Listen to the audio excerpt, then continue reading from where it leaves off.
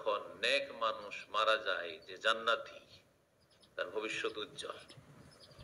যখন মারা যাবে তারপরে তার কপালটা ঘেমে উঠবে, কপালে ঘাম থাকবে, কপালে ঘাম ঝরবে। এই মর্মে হাদিস রয়েছে, নবী সাল্লাল্লাহু আলাইহি সাল্লাম থেকে বুরায়দা রাদিয়াল্লাহু তাআলা আনহু বর্ণনা করেছেন, নবী সাল্লাল্লাহু আলাইহি ওয়াসাল্লাম বলেন, আল মুমিনু ইয়ামুতু বিআরাকিল জাবিন, মুমিন ঈমানদার ব্যক্তি মারা যায় কপালের ঘামের সাথে, মানে তার মৃত্যুর সময় কপালটা ঘেমে যায় বা কপালে ঘাম দেখা যায়, ঘাম প্রবাহিত হয়। মুসনাদ আহমদে রয়েছে, তিরমিজিতে রয়েছে, নাসাইতে রয়েছে, ইবনে মাজাহ, মুস্তাদরাক হাকিম হাদিসটি রয়েছে। আল্লামা আলবানী রাহিমাহুল্লাহ হাদিসটিকে সহিহ বলেছেন, 6665 সহিহুল জামি। এই ঘাম হয় কেন, এ সম্পর্কে কি জানা আছে? একজন নেক মানুষ মারা গেলে ওর ঘাম কেন হয়? কারো যদি জানা থাকে তো বলেন, আর না জানা থাকে তাহলে আমি বলি। আচ্ছা, এ কারো হাত উঠাবেন জানা থাকলে, ঘামে কেন?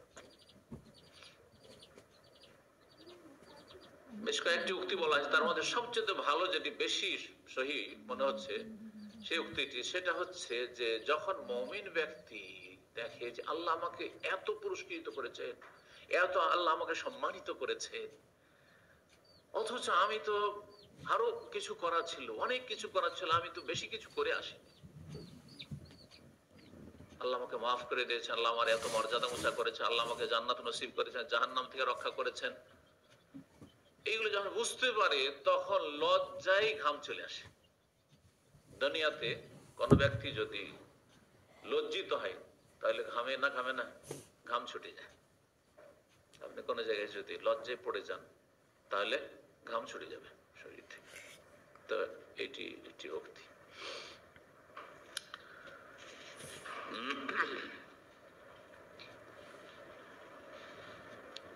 দুই নম্বর লক্ষণ, জুমার দিনে ইন্তেকাল। আর জুমার দিন মানে বৃহস্পতিবারের সন্ধ্যা থেকে, বৃহস্পতিবারের দিন সূর্য ডুবা থেকে শুরু করে জুমার দিন সূর্য ডুবা পর্যন্ত, এটা হচ্ছে জুমার দিন। চাঁদের সাথে সম্পর্ক ইসলামের দিন এবং রাতের। তো জুমার রাতে বা জুমার দিন, জুমার রাত মানে আজকের রাত, কিন্তু বৃহস্পতিবার দিন গিয়ে রাত। আমাদের